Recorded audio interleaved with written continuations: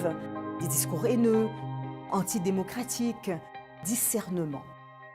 Nous vivons aussi un moment particulier, c'est-à-dire avec l'émergence des réseaux sociaux, réseaux de large communication.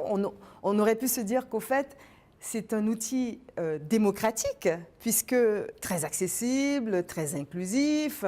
Tout le monde peut apporter voilà, son mot et sa parole sur tous les sujets possibles et imaginables. C'est devenu aussi à double tranchant. C'est-à-dire que les réseaux sociaux sont aussi un espace qui parfois est pris d'assaut par certains discours qui peuvent même être vraiment terribles, c'est-à-dire des discours haineux, des discours qui vont à l'encontre aussi des principes défendus par les institutions et qui sont antidémocratiques. Voilà encore un nouveau défi pour la démocratie. On a sur les réseaux sociaux tout et son contraire. On a le meilleur et le pire. D'où l'importance de cultiver au plus tôt, dès l'école, dès la petite enfance, l'esprit de discernement.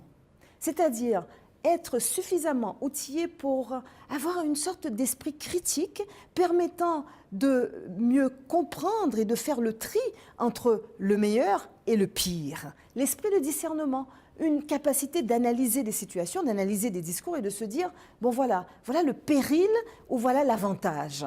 Et ça, malheureusement, tant qu'on n'aura pas suffisamment cultiver cette capacité de penser, cette capacité de mettre de l'avant et de reconnaître les enjeux fondamentaux, mais à l'aune aussi des principes, des valeurs, des normes qui sont, je dirais, qui permettent une meilleure cohésion sociale et une vraie démocratie, on aura toujours, je crois, et de plus en plus, cette situation des pires dérives qui mettent à mal la démocratie. Donc, discernement. Capacité de reconnaître le meilleur du pire et de penser librement, mais aussi de manière avertie et avec un souci aussi de très grande vigilance.